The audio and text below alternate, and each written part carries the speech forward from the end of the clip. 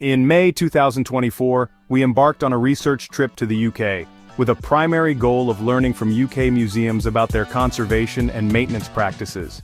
We visited several key museums across different cities, aiming to explore as many as possible within our limited time.